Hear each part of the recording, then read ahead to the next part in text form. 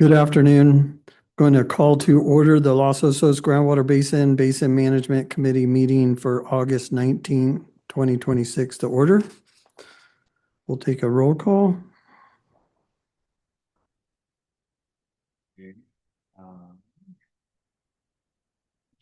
Director Gibson? Here. Director Reinecke? Here. Director Cesena? Chuck, we understand that you're under the weather. If you're able to participate and vote, that could be advantageous, but if not, we understand it's not necessary. All right. Not.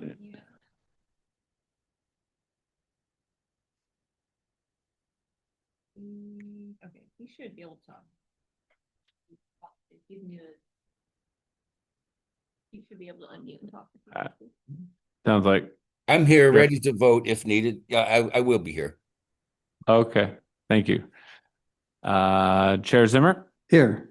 Okay, all four parties accounted for. 3 of them present physically, 1 virtually with an excused illness or excused remote attendance via illness, medical reasons. Yes. All right, thanks, Dan. Next item, pledge allegiance. I pledge allegiance to the flag of the United States of America and to the republic for which it stands, one nation, under God, indivisible, with liberty and justice for all.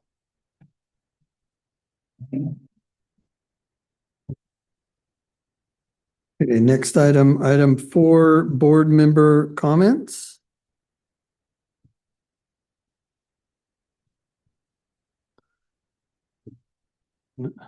No board member comments.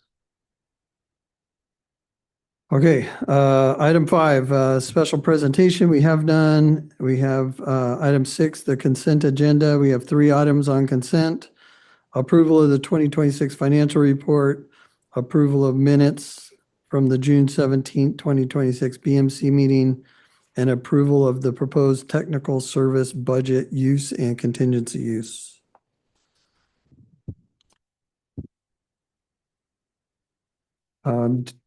Do we have public comment on the consent agenda? If you would like to make a public comment and you're in the boardroom, please come up to the podium. And if you're online, please raise your hand and we will take any public comments in the boardroom first. There are no public comments online or in person, so we can take it back to the board. I'll move approval of consent. I can second that.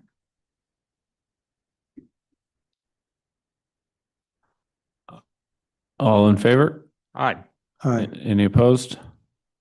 Okay, motion passes. Okay, thank you. Item 7, public comments for items not appearing on the agenda.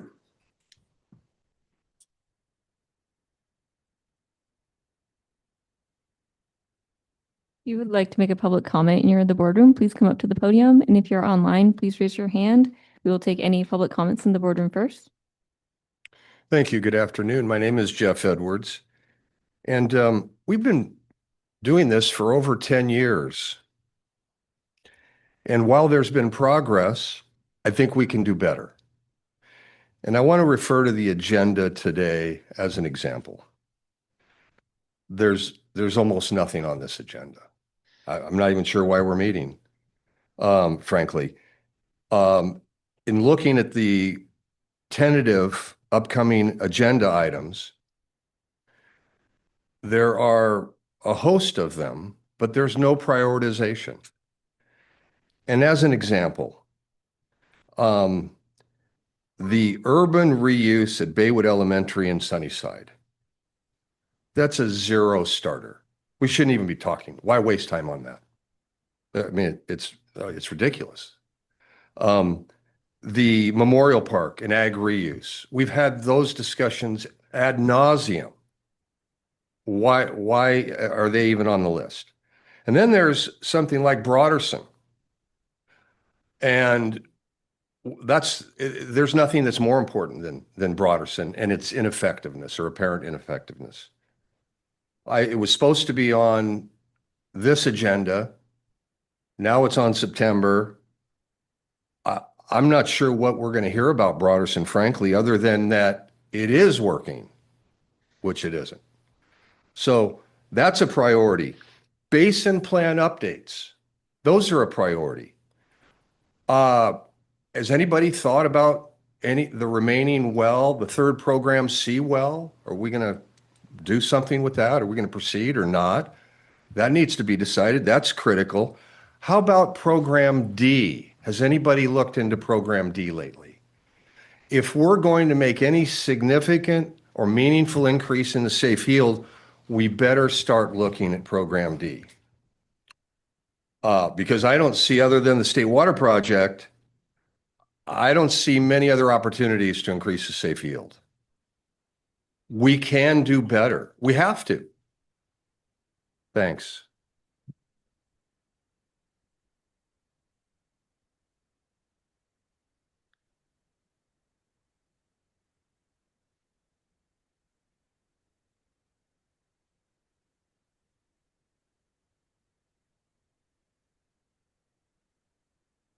Before I start my time, I'd like to make a public service announcement. The three-judge panel of the Second Court of Appeals in Ventura yesterday upheld the Superior Court ruling that the antiquated Anastasi subdivision, 98 homes slated for Los Osos, was prematurely approved before all conditions were met. In other words, the project is dead. Patrick McGibney, Los Osos Sustainability Group. I'm going to read an article that I found, and it says, quote, in some parts of the U.S., mainly in the West, hotter, drier weather over the next couple of decades due to global warming could lead to a dramatic increase in residential water bills, a new study published July 8th suggests, with some folks seeing as much as doubling of their monthly charges. In the study, which appeared in the peer-reviewed British journal Nature Sustainability, researchers from Stanford found that costly drought-resilient projects such as desalination and water reuse systems could push many low-income households into severe water affordability crisis. Climate change stresses water supplies and forces utilities to build expensive new infrastructure to maintain reliability, said study lead author Jennifer Skicker of Stanford University in a statement.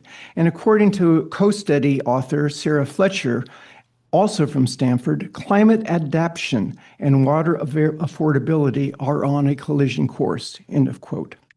We are in a water crisis and a climate crisis, and our water rates are going up because potable water is becoming more scarce. Some of us can afford it, many others cannot. It's about supply and demand, and our supply is in crisis. In the director's report, we find the Los Osos Basin Update Report. And on page 9, it says our basin is in critical overdraft.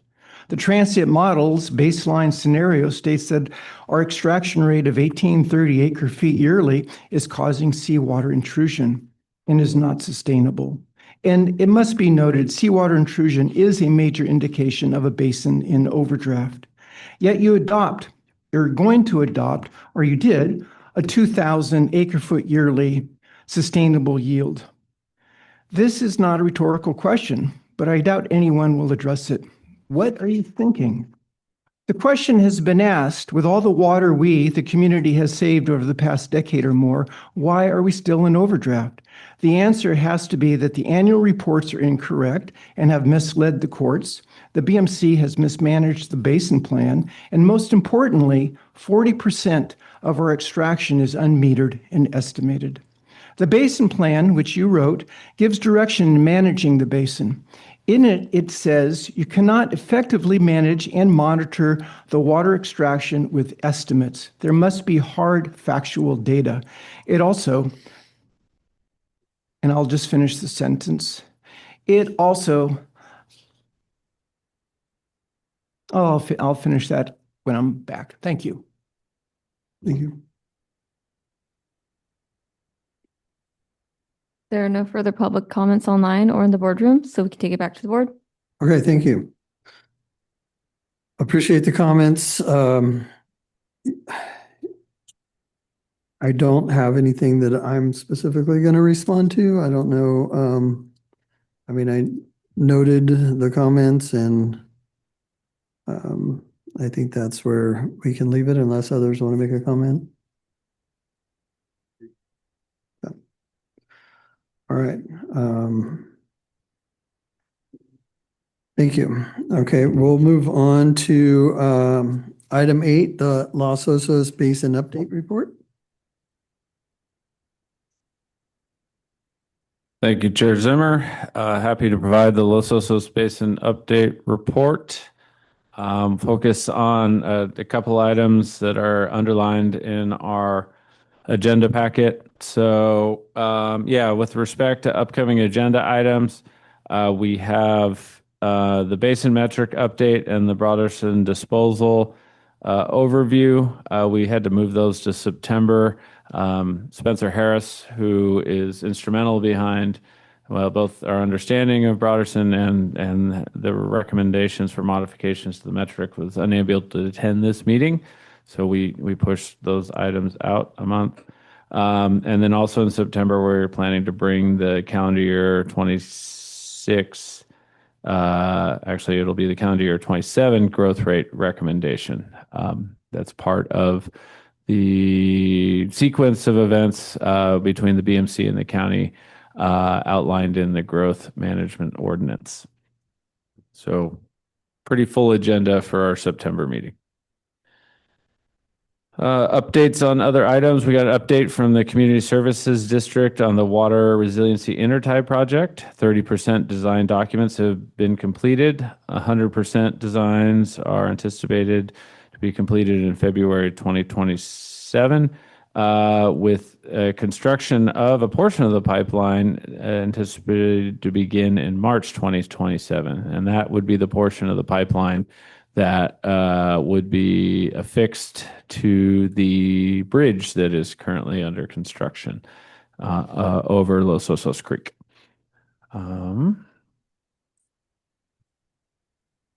Other items to note that we have is sustainable yield. We're going to cover in a later item. The Sweet Springs monitoring well.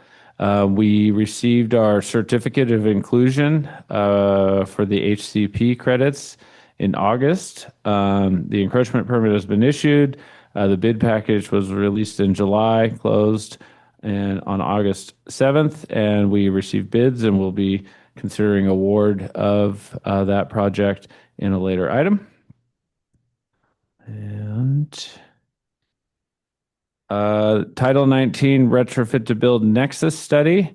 So back in July, County Department of Planning and Building sent out a letter requesting input on an in lieu fee nexus study. Under the potential in lieu fee program, applicants would for qualifying developments could potentially pay a fee in lieu of completing plumbing fixture retrofits, as is currently prescribed under Title 19. Revenues from those fees would be used to fund projects to provide equivalent or greater benefits to groundwater sustainability. The Nexus study evaluates if there's a reasonable relationship between the proposed fee and the public benefit that the project provides. And as part of this process, county staff has, at a staff level, requested input on this, the scope of the Nexus study.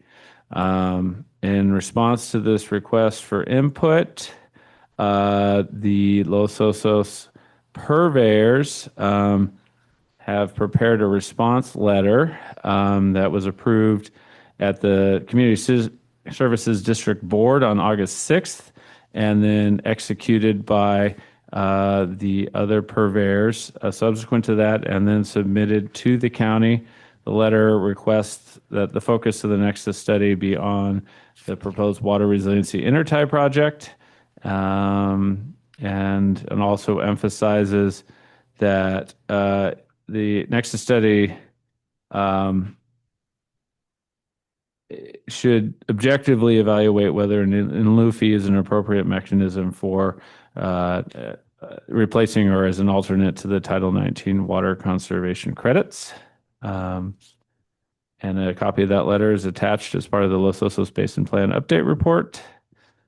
We have our updates from County Public Works on the water recycling facility. And that concludes my Los Osos Basin update report. Okay, sounds good. Thanks, Dan. We'll bring it back to the board. And any comments before we go to public comment? Questions? Hearing none, we'll move to public comment. If you have a public comment and you're in the boardroom, please come up to the podium. And if you're online, please raise your hand. We will take any public comments in the boardroom first. Hi, Lynette Brooks. We've all known that the county would yield to pressure from developers to get around Title 19 requirements, and now it appears to be happening. Letting developers buy in to pumping our basin water is a terrible idea, especially if it is reliant on the intertie with state water. During droughts, Los Osos is likely to get very little water through the pipeline, but the new houses will still need water. Groundwater pumping will have to increase to supply that water, and will be increased during dry years when less recharge is available, less natural gradient of water to the ocean is established. Any increase in pumping during drought years will cause increase in saltwater intrusion. The intertie is a decent backup plan, but it does not have enough surety to use it as an excuse to increase development. In addition, the complete cost of the intertie has not been provided to the public. Construction costs have already increased from the original $8 million estimate to about $12 million. The costs that I have not seen anyway, any cost about the cost of adding equipment to storage tanks or additional treatment to almost every well in Los Osos to make sure the chlorine in the current system and the chloramine in the state water do not react with each other and cause a loss of disinfectant. Fixed costs for pipeline maintenance, share of maintenance on the Chorro Valley pipeline, share of treatment plant at Poliono Pass. These costs will occur even in years when Los Osos gets little or no water. Cost of buying water from San Luis Obispo County. Because I haven't been able to find any estimates of this online officially, I just found some estimates on the internet that it could be up to $1,000 to $1,500 per acre foot. Using those numbers, an additional cost may be about $10 million for over 20 years, above the $8 million that we got from the federal government. It is unlikely that developer fees will be enough to cover these costs. I urge the board to look at the rate hikes in Nipomo as a possibility of what could happen in Los Osos with the state intertie. Thank you.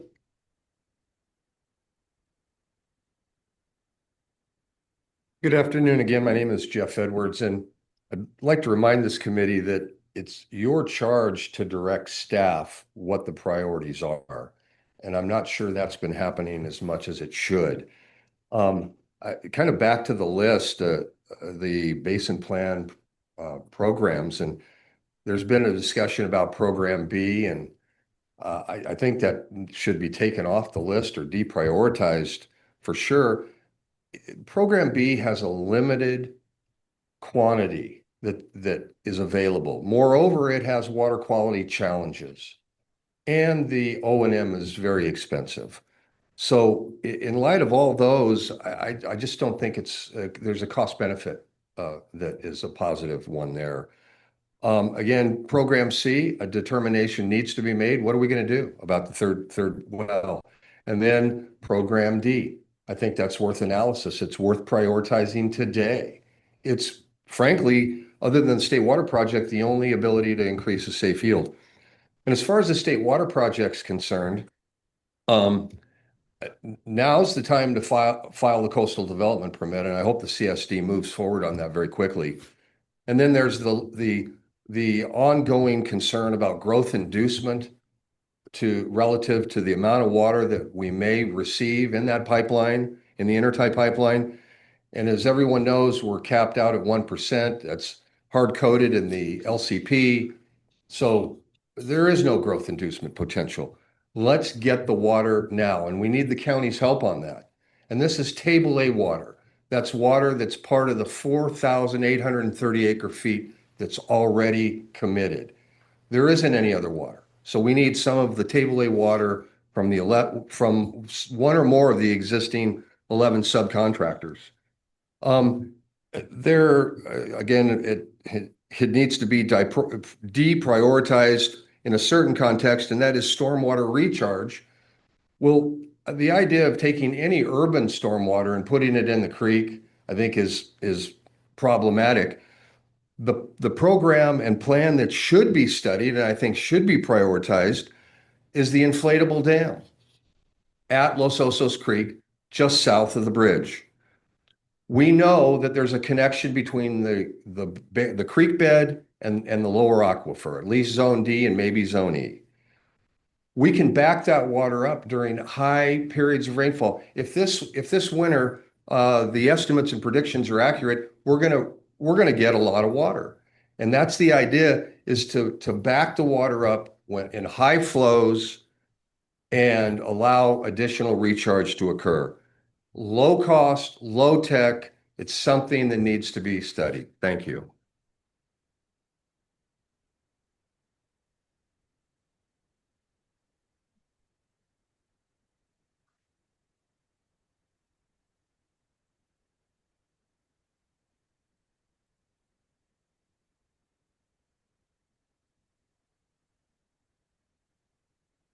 Patrick McKinney, the Los Osos Sustainability Group. The Basin Plan, which you wrote, gives direction in managing the basin. In it, it says you cannot effectively manage and monitor a water extraction. As with estimates, there must be hard factual data.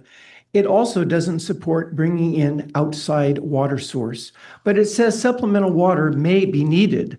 Supplemental water is described as water found within the basin.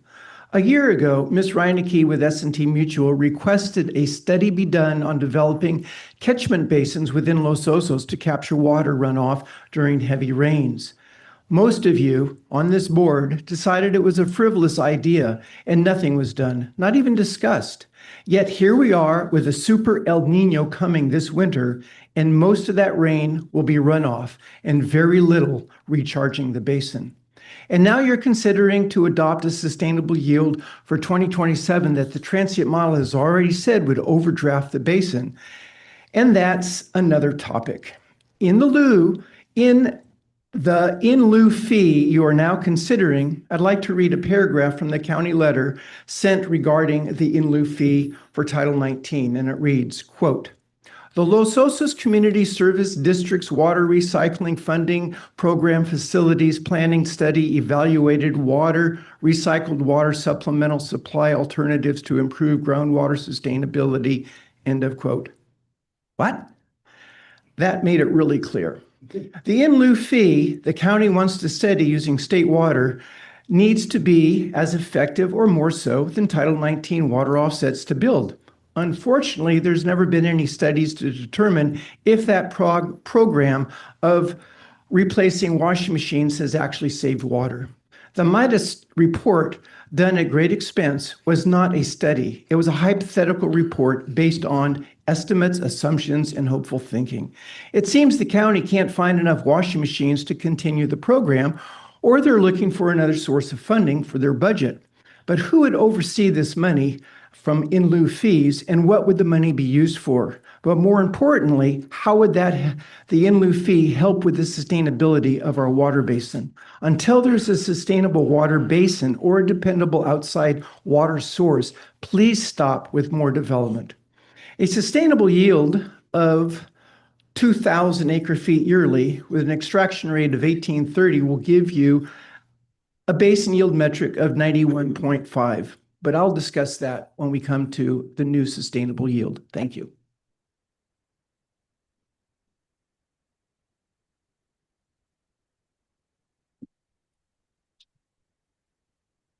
Patrick.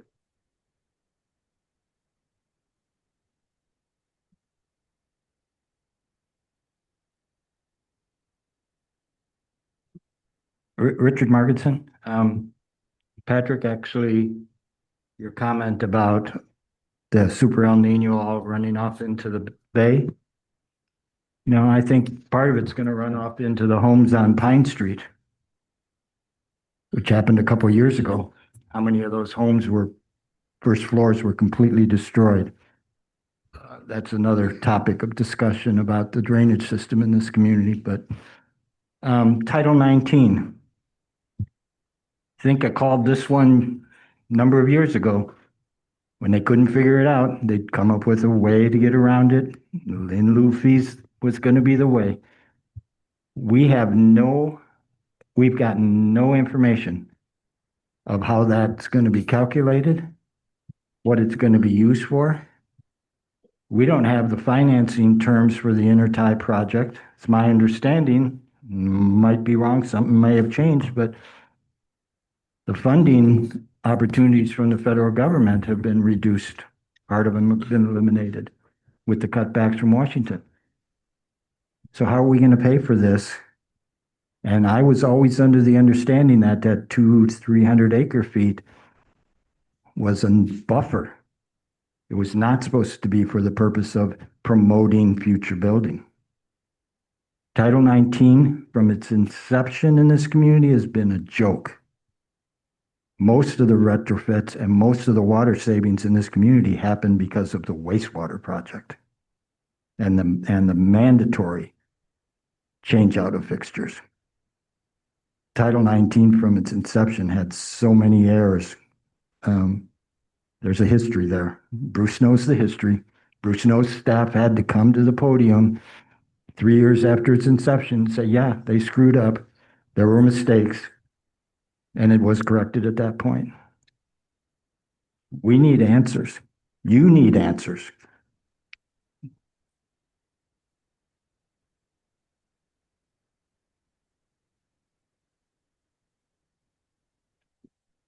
There are no further public comments in the boardroom or online, so we can take it back to the board. Thank you. Just a comment on our letter. We were asked by the county to provide comments and potential projects. The county is moving and has funding for this Nexus study, and we reserved judgment in our letter whether we agree with the in lieu fee or not at this time. So the fact that the intertie project is out there, we felt that was the best project to include in our response. And so right now, there will be a lot of discussion on the in lieu fee when it comes around. And we really haven't weighed in on that as part of this letter at this time. So I hear that comment. I know it'll be a discussion. We'll have a lot of input when that time comes. But right now, that's not what we're talking about. Yeah. Any other comments or?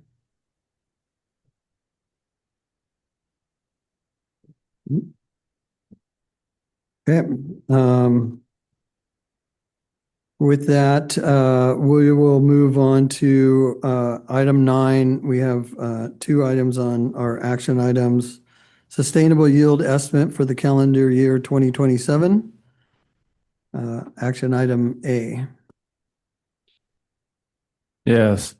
Thank you, Chair Zimmer. Item 9, a sustainable yield estimate for 2027.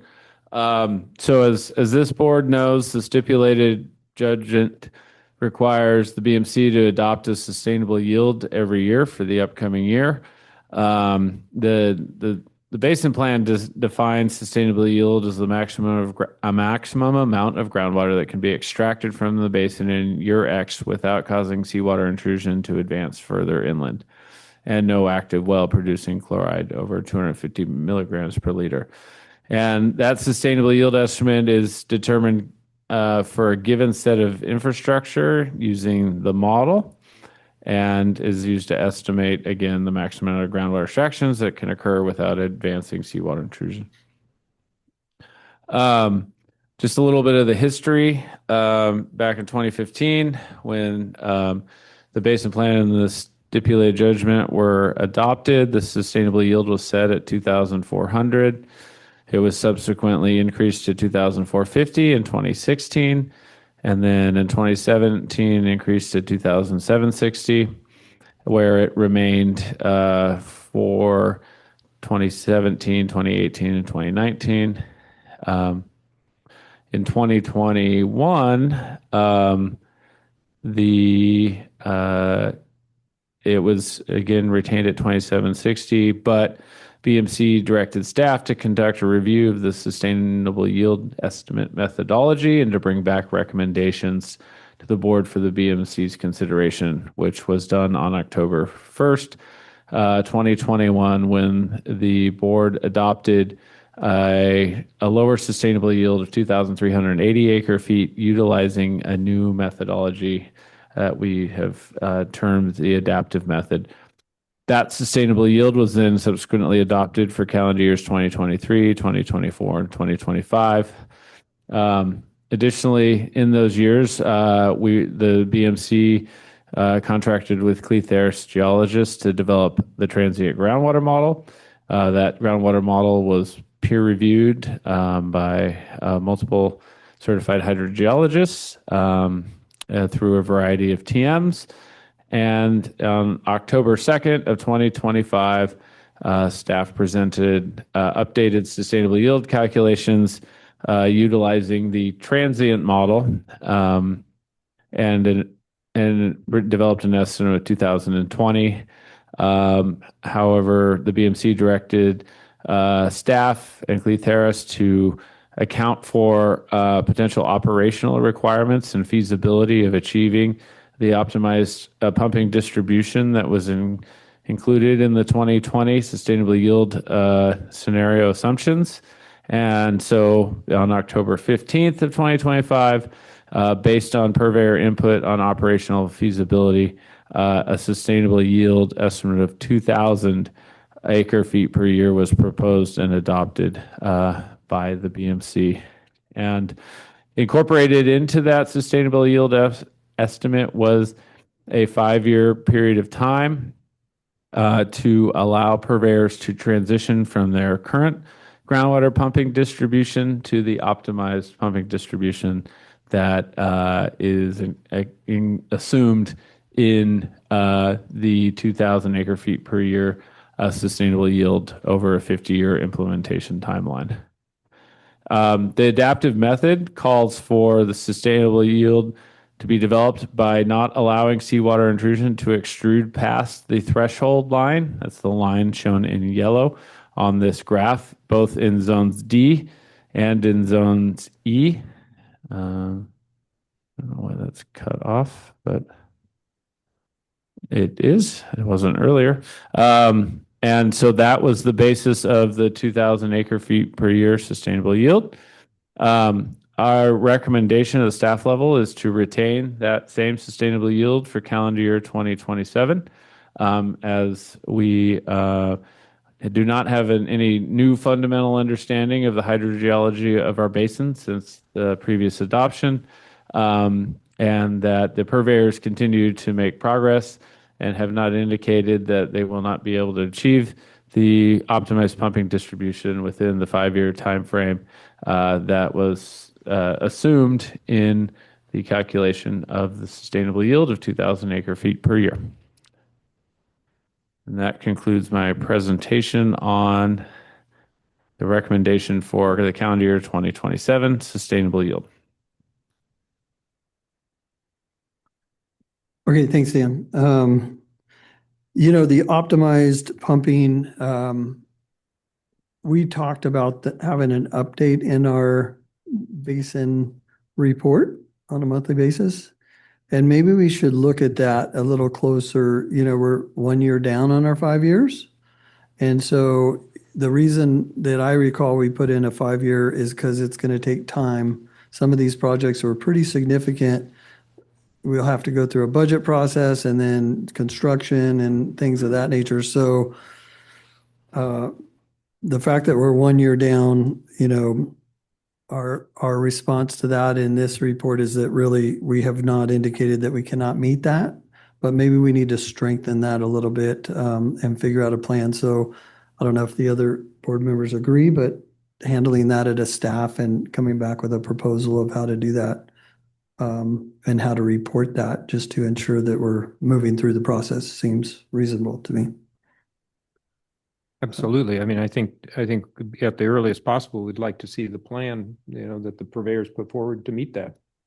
They indicated that they can meet it, and so that's one of the reasons I thought that the regular updates would be important. And so I, look forward to working with my colleagues from the purveyors on this committee to see that plan. How are we going to get from where we are to that indication? We still have time, and so I think we look forward to that being information to hear next time. Okay. That's my comments right now. Why don't we go to public comment and then we'll bring it back to the board. If you would like to make a public comment and you're in the boardroom, please come up to the podium. And if you're online, please raise your hand. We will take any public comments in the boardroom first.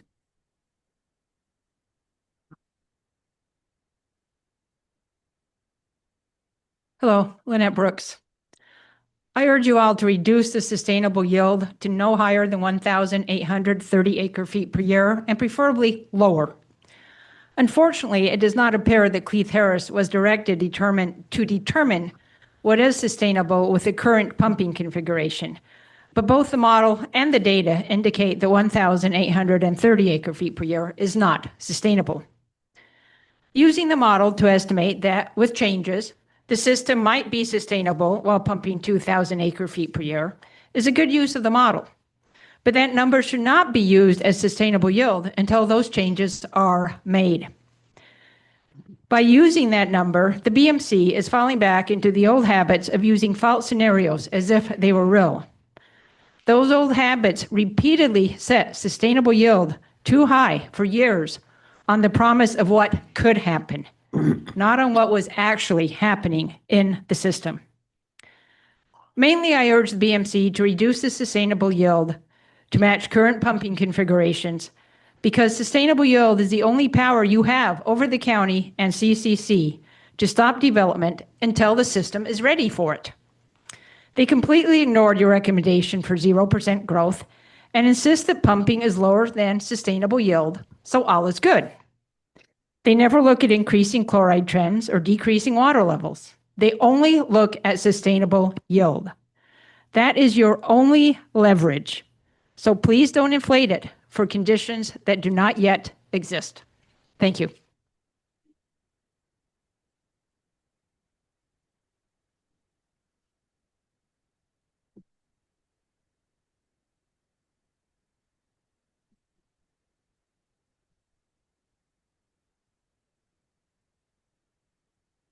Patrick McGibney, Los Osos Sustainability Group. Please stop all development, even the 1%, until your optimized pumping has been in place and works. I'd like to read you a paragraph. Actually, the sustainable yield of 2,000 acre-feet, even with an extraction rate of 1,830 acre-feet, will give you a basin yield metric of 91.5, way above the 20% buffer required in the stipulated judgment in the basin plan. Without that buffer for uncertainties like things like pumping, inaccurate pumping data from unmetered wells or accurate data from basin recharge indicated by water level and chloride levels during both atmospheric rivers and droughts. Without this critical buffer, you are continually mismanaging the basin. This winter, I bet the extraction rate, or as you say, the production rate, will be below 1,830 acre-feet yearly. And that's not because the community didn't use water for their landscaping. It's because unmetered wells, the large property owners and the ag, they didn't use the water as much. This will be a good indicator of how much unmetered users actually affect the basin. It will also be interesting to see if ag actually continues with their overhead irrigation sprinklers, even during rain periods. California water law says that the more water they use, the more water they're entitled to. And if you've noticed, all the new plantings along the Los Osos Valley Road, that will require more water. But back to the sustainable yield. Not long ago, you were concerned about the sustainability of our basin. You requested zero growth for the GMO for 2027, but the county rejected that and will be approving new growth for the coming year. You, the purveyors, could have adopted or stopped that by not issuing will serve letters. But for some reason, you have now sided with the county and you are all continuing with those will serve letters. Do you actually believe the county's findings that our basin is now sustainable? Is that why we're spending millions of dollars on an intertie to state water? Why we're considering spending hundreds of millions for a desalination plant? If we need supplemental water, Warden Creek has been offered. That would truly be supplemental water. It's within our water basin and much closer than tying into state water, which is unreliable and costly. Please consider that. Thank you.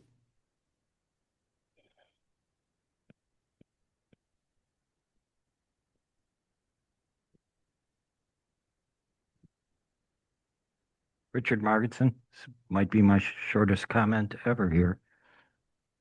Why do we have the buffer requirement? Why do we have it? It seems to get ignored. It's in the judgment, but everybody talks about the 2000 and the 1838. Why don't we ever talk about the 1600?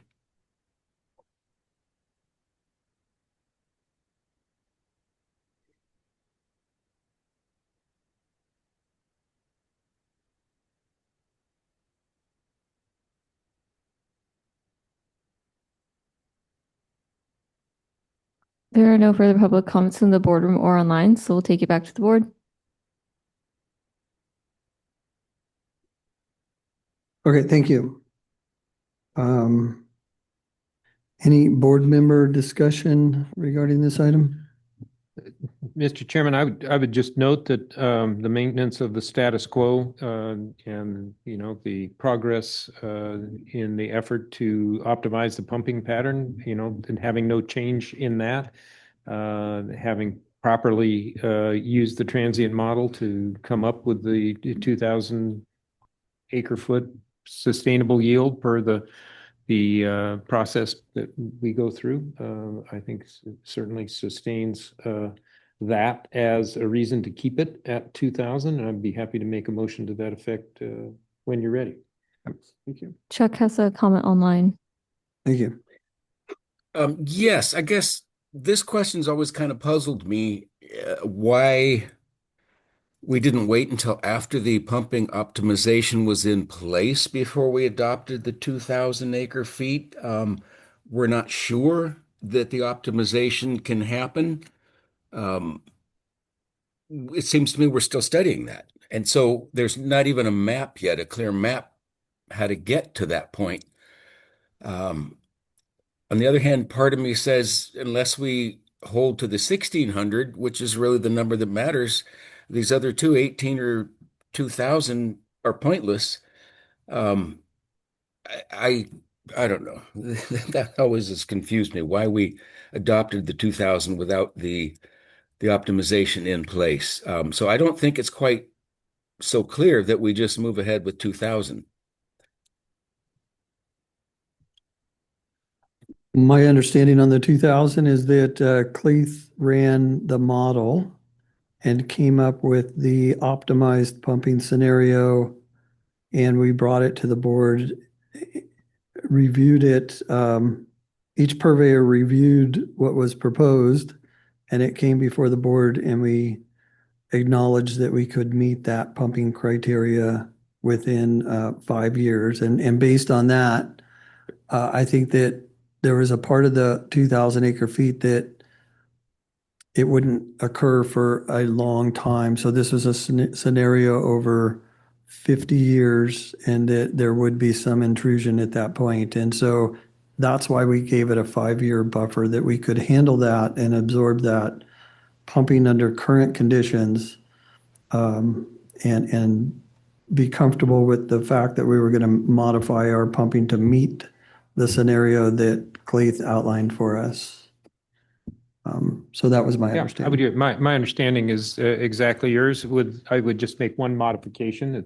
It is that within that 50-year window, the metric on seawater intrusion, the predicted point of seawater intrusion, did not violate the criterion that would cause it to be an invalid estimate. So the position of that front, and in fact, the entire movement of that front over the course of 50 years is quite small, but that has been confirmed with best available science using the transient model and the inputs and calibrations that have been made. So again, and that was well and thoroughly discussed last year. I think we made the right decision to move it to 2000, and I think it's the right decision to keep it at 2000 in this year.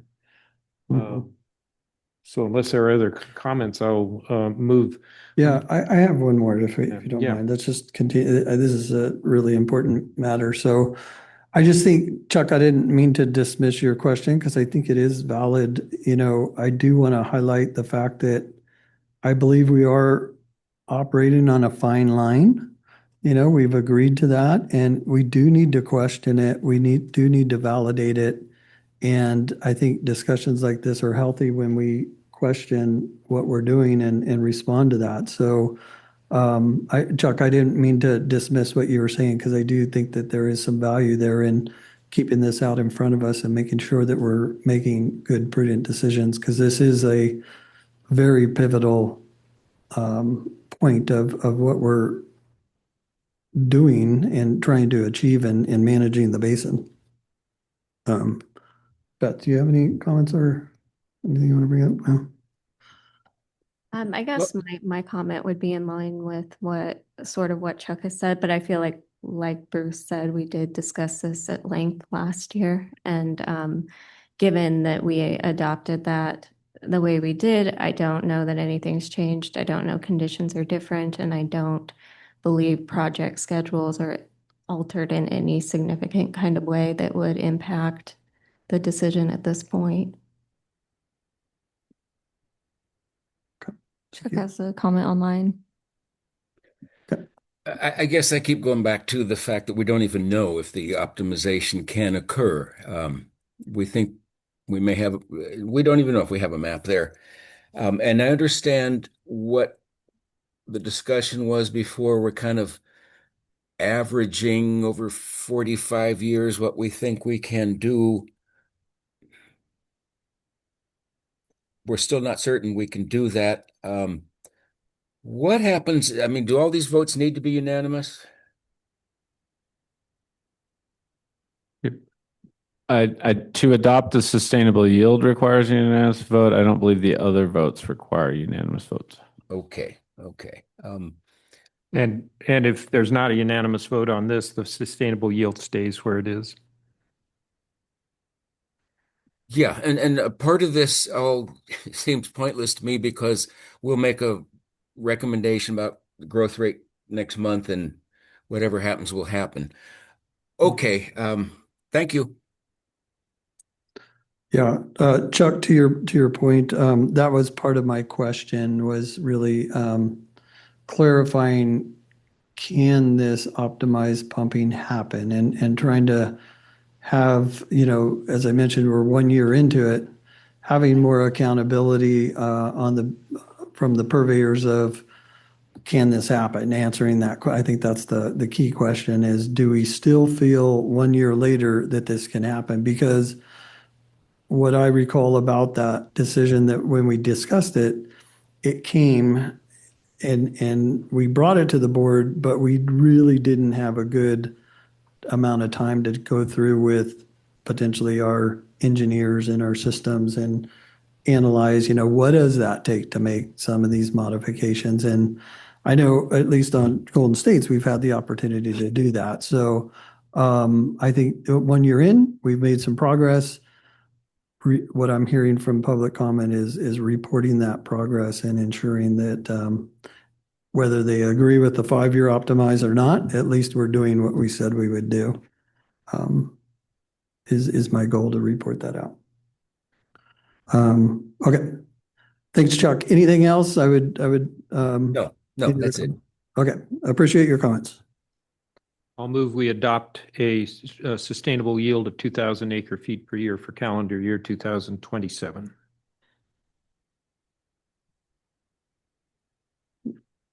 I'll second that.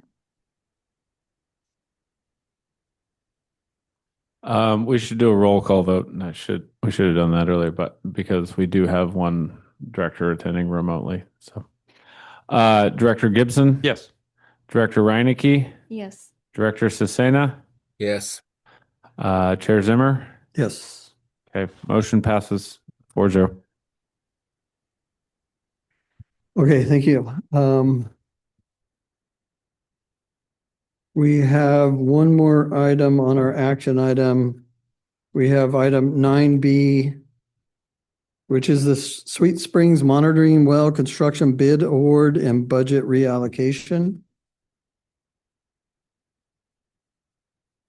Yes, thank you, Chair Zimmer. So long time coming on this one, but excited to reach this milestone.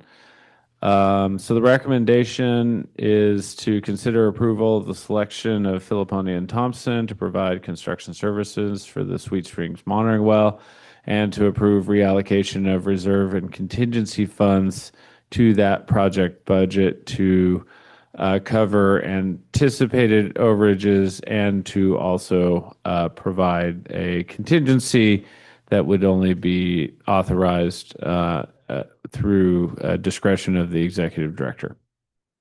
So on the table on your right shows the sort of budget that we initially developed for this project. Our budget for the construction of the well originally was $160,000. This budget was developed over 2 years ago as part of the application for the grant funding that is going to pay for the majority of this project. So if the board would recall, the BMC applied for and received $150,000 in grant funding from the Rose Foundation, and then needed to provide $50,000 of match funding for the project. So we budgeted $160,000. That was actually more than we paid for the Skyline monitoring well, a very similar project, but cost escalation and other things being what they are. The bids that we received for the Sweet Spring monitoring well are 178. The lowest bid we received was 178,300. So that's obviously over our budget from 2 years ago. However, we do have funding available and contingency and reserves to cover that overage, including a 5% contingency, again, only to be utilized at the discretion of the executive director for warranted purposes. And that would still leave us a reserve amount within BMC accounts of $11,205 for the remainder of this calendar year. And so, given the importance of this project, the availability of grant funding, all the hurdles that we had to get through, being sort of the inaugural project for the new HCP credit program, we recommend at staff level that the board authorize the award of the contract and the budget reallocations to fund the overage.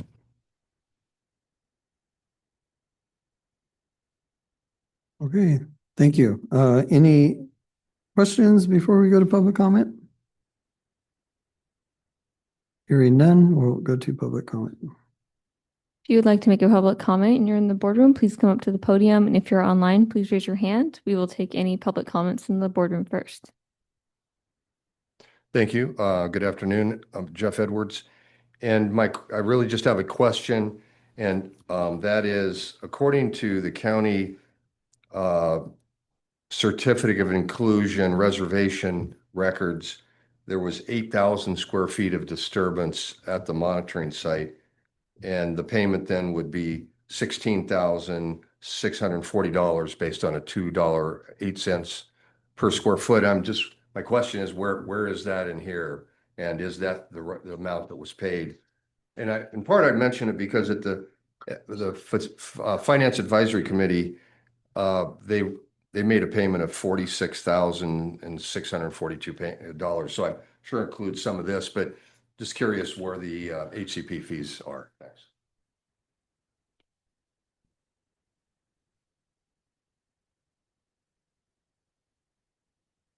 There are no further public comments in the boardroom or online, so we can take it back to the board. Okay, thank you. And I know there was some back and forth on the HCP credits. I don't know if you have that information available, but I'm interested in that too. Yeah, so the budget that we're showing here again was the grant budget that was included in the grant application in the summer of 2024, which was, I think, largely before the HCP program had really been finalized. I mean, it might even be before the HCP was approved. I can't remember the exact timelines for everything. So it wasn't included in that budget, but in the calendar year 2026 BMC budget, we did have a specific line item for the HCP fees. We had $15,000 budgeted, but the actual amount was 16,643. So we did have to take some contingency or reserves, but so it's accounted for in our calendar year 2026 budget, but yeah, it wasn't in the original grant application budget. Thank you for that clarification. Any other questions, comments from the board? Looking for a motion.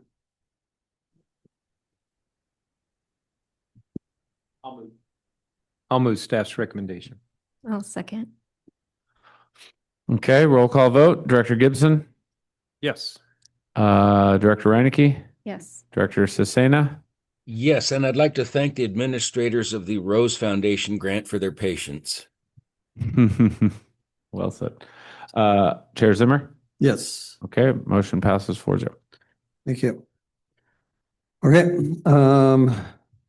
any item 10, future items? Any board members want to provide staff direction to agendize items in future meetings?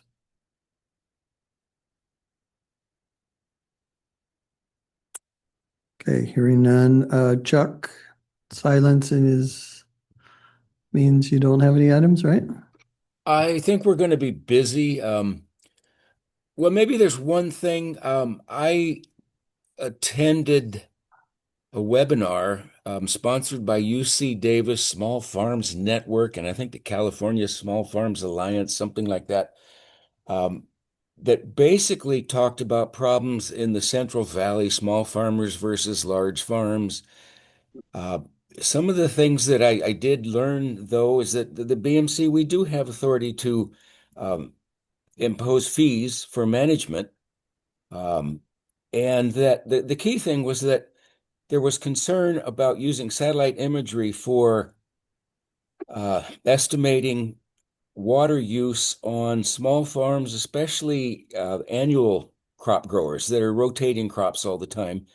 The concern was that they felt it was overestimating their water use, and which kind of perked my interest because I was kind of worried the other direction. And then it got to thinking that if the farmers aren't using as much as we think they are, maybe there's water for other uses. As part of that webinar, I was sent a survey that asked what sort of monitoring methods we used in our groundwater sustainability agency. I guess that's technically what, if you're under Sigma, that's what we would be. And so I think I would like to see if the board would agendize responding to that survey and being part of this effort to understand how all of the groundwater basins in California are being managed and trading information with each other. I think I sent the survey to Mr. Heimel and maybe Ron Munns. So maybe we could talk about that next month. Okay, Dan, maybe you could put that on the staff agenda just to talk about it for right now, and I'd like to understand it a little bit more. Yeah. Staff, I would appreciate that discussion, and if it's an agenda item or not, at least I'd like to know what they think about it. Yeah, I did receive that email, and yeah, we can add it to the staff agenda. Great. But I Thank you. know what kind of a lift that really is. Is it an expensive ongoing effort? No, or- it's a 30-minute survey so Okay. far. Yep. Sounds good. Okay, public comments for item 10? Talked about it. Yeah. All right, sounds good. If you would like to make a public comment, please come to the podium, or if you're online, please raise your hand and we will take any public comments in the boardroom first.